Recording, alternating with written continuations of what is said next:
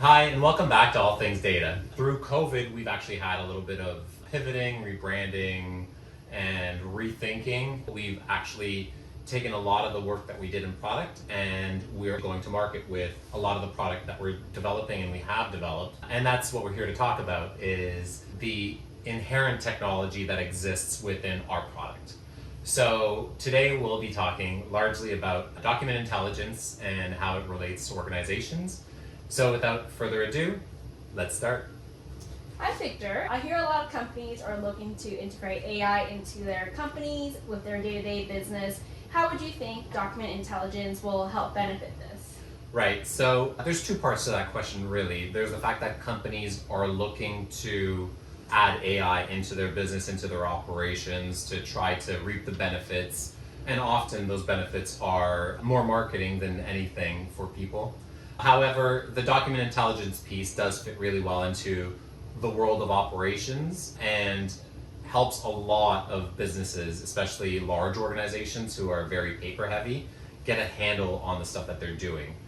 The purpose and crux of document intelligence really is that we as humans have constantly, since we've passed paperwork back and forth to each other to agree on certain things such as contracts. I deliver some value to you and I get paid, or you deliver some other value to me. There's some exchange of material goods or possibly value, business value. As long as businesses have done this kind of back and forth, and banking really existed because of IOUs and this back and forth of I'm taking 30 coins out and I will owe you 30 coins when I come back. All of these contracts or paperwork or pieces of agreements between people were data mined in the past, but using humans. So a lot of organizations still sort of live in that realm of, like we have this problem of a lot of paperwork and a lot of reading needing to happen. So let's hire a ton of humans and hopefully pay them really cheap because the only thing we want them to do is read. So let's hire a bunch of humans, or let's outsource this to somewhere else and hire a bunch of humans there so that we can understand what this document is about, what it talks about, how it fits into our entire ecosystem of, let's say, order to cash, because that's a big deal to most companies. And really, how can I specifically understand the material facts in those documents? So people have been doing that for, I would say centuries, but realistically for, generations, where they're extracting some form of metadata, largely metadata, from documents to try to piece them together and either attach them to your ledger or attach them to a client or do something like that. And the world of document intelligence in an automated way, when you're thinking robotic process automation, AI, natural language processing, those kind of workloads, when you introduce those to document intelligence, allows you to do some of the tasks that humans were doing in the past of extracting that information, of digitizing that information, possibly through data entry, into other systems so that those systems can work how they're supposed to. Because a lot of systems are missing the key nuggets of information that do exist within certain documents, well, all documents really. Mm-hmm. I've only recently heard about document intelligence, and you explained what it was about, how it benefits companies. Could you go a little bit more on how document intelligence works? Sure. So, much like AI, artificial intelligence, you're talking about a loaded, often marketing term, and it's not necessarily that, explained, right? So I hear your sentiment here. Really, document intelligence is a part of a processing pipeline. So imagine that you are a manufacturing hub, like building Ford's Model T. Somebody is going to put together the chassis, somebody's going to add the wheels, someone's going to add the engine, and someone is going to add the actual body of the car to get you a full car. So in this analogy, the full car is your full understanding of this document and really the client and the material facts in the document. In order to process what has happened with your sales team all the way through to fulfillment and collection of your money, you have to understand all the things that are set out in those documents. Now, the way that things work right now, to understand that, you often go look at the documents, you read them, you make sure that things are on side, maybe there are data entry people or whatnot. And most large organizations have systems where you have these sort of relationships defined, and those are very often just ERP systems. Those ERP systems are sort of the workhorse of a large organization. When a client goes into an ERP system, as do their agreements, you're often missing a lot of the information from each of these documents, whether they're master service agreements, proposals, or invoices, or purchase orders, whatever they are. You don't really know the intent of those documents unless you've read them. So the problem now is, if you're a large organization, like let's say, a huge freight forwarder like DHL, you're going to have so many millions of documents that it's almost inconceivable to have humans read all that. So what you do is you process them as they arrive to your sales team or to your accounts receivable or payable, wherever they arrive, wherever they get actually received into your organization. You then want to find a way to make them digital. So that could mean scanning, or hopefully they actually came in as a digital format, like a PDF or something like that. Now that they are digital, you usually attach them to your ERP system and say, this belongs to some client. That's often the entirety of document processing that happens. If you introduce document intelligence, what you're doing is you're adding an intermediary step where you're now also pulling out all the information about each one of those, let's say invoices or purchase orders or whatever the document is, and you're augmenting the ERP system. So the ERP system, which was sold to your very large organization for hundreds of millions, if not billions of dollars, had the promise of being able to get all this like magical insight and really show you guys all the possibilities to optimize your operations, right? Now, if you're missing the key facts that would go into what the operation is doing, such as what was in that document, what was in your invoice, when is my pay by date, when do I incur a penalty, things like that, you're not going to be able to run your operations as optimally as you should.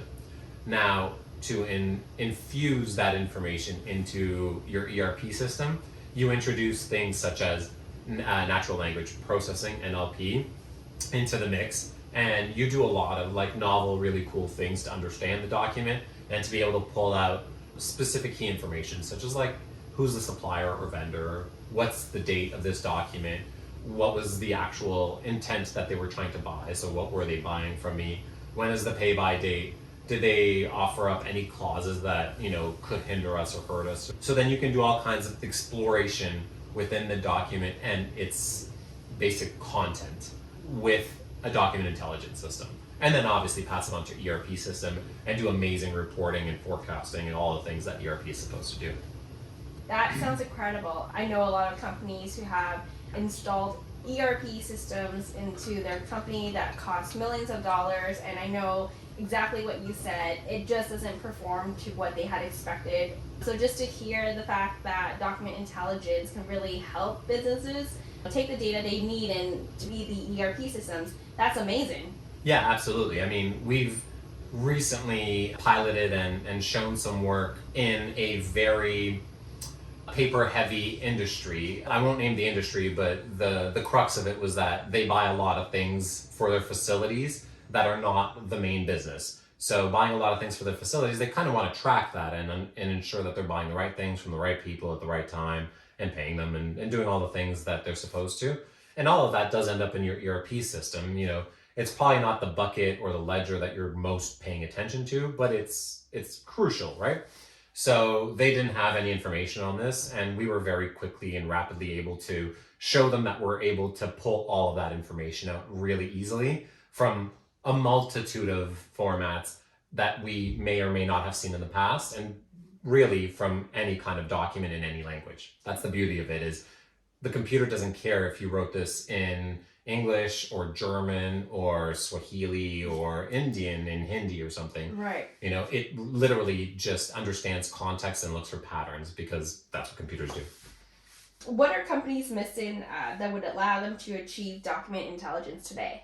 Well, a lot of companies try to roll this out on their own, or may try to roll this out on their own.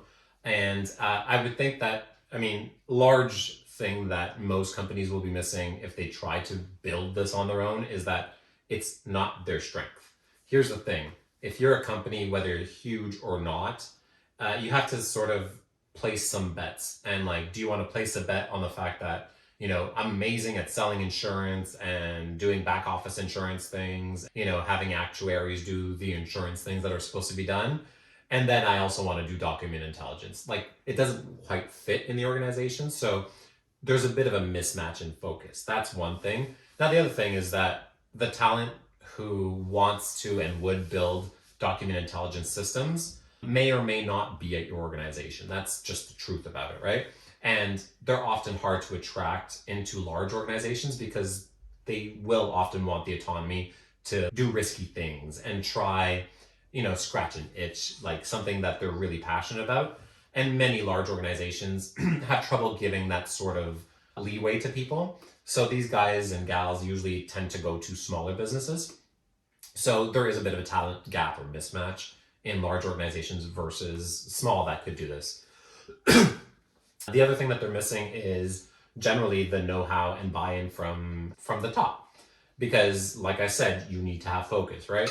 So without the focus, it's hard for you to maximize the output of your division, department, whatever it is, which means that your executives are probably going to look at you and ask, why are you even bothering with this document intelligence thing? Why are you doing this for us internally? And you may have a wonderful case for it, but at the end of the day, your people should be doing things that's going to drive business, not optimize certain things that already exist. So it leaves sort of a chasm where they're not quite ready or able to do it. And really, they should just buy this. We've seen a multitude of sort of like innovation departments. It's usually an innovation department. That's usually what they end up being. So they pick out some of the better data science people, software development people, product managers, and they stick them in a room within a large organization and they try to make it so that they innovate.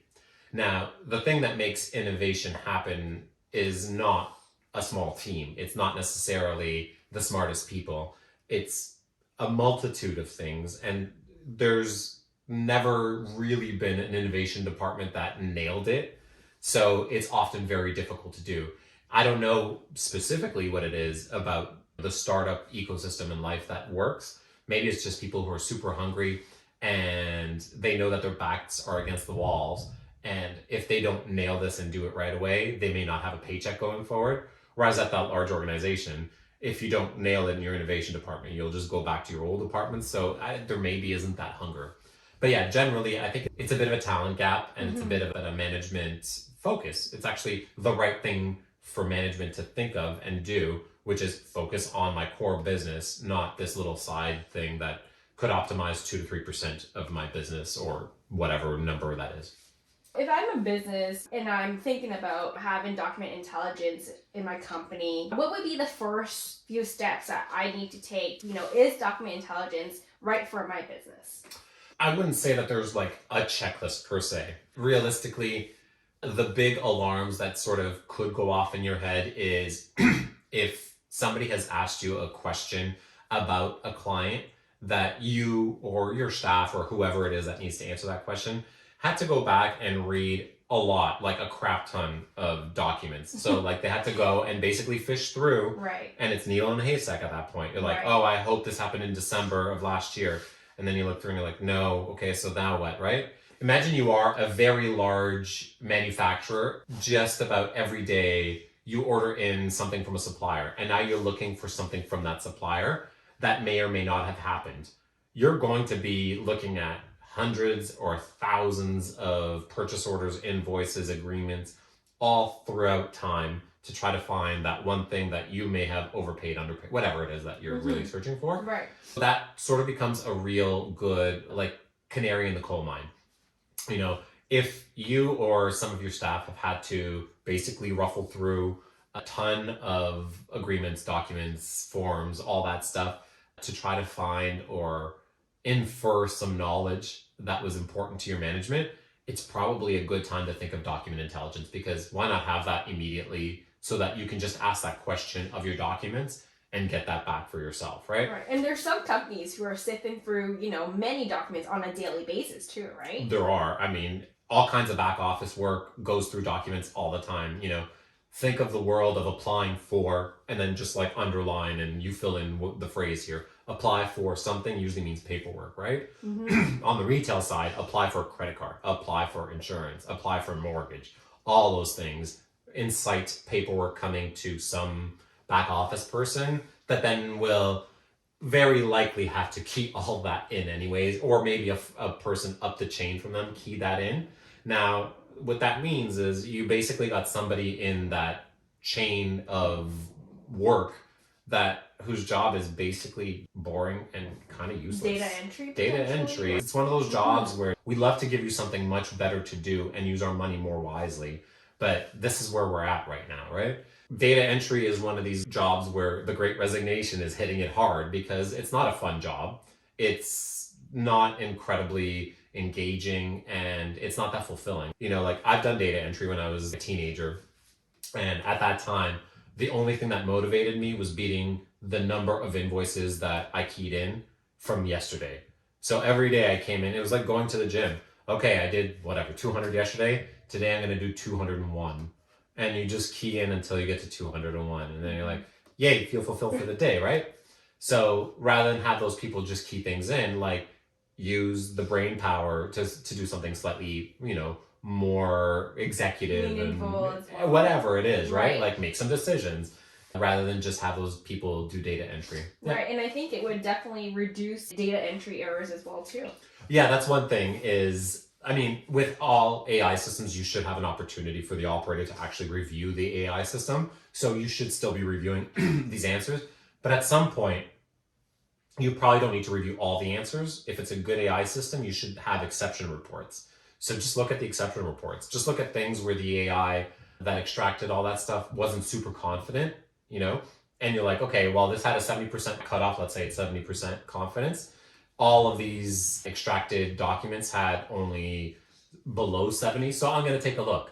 Now possibly I've reduced my workload. Let's say there was 1,000 total documents that day.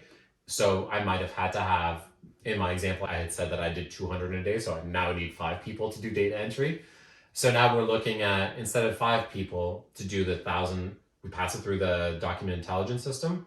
And then it's very plausible that at the end of the day, you have under 200. So rather than having 5 staff do all of this data entry, you could have one who's just looking at exceptions and using their brain to actually go, oh, well, not only did I find exceptions, I can help train this document intelligence system better, because some document intelligence system will actually learn as you help correct them, which is how we build as well. We make it so that the thing is always learning and always training itself with user input. Yeah. Before we wrap this session up, why don't you recap and give the audience the key takeaways on document intelligence? For sure. Today's topic was all about document intelligence and the reason behind wanting to be able to air quote read documents without a human in the loop.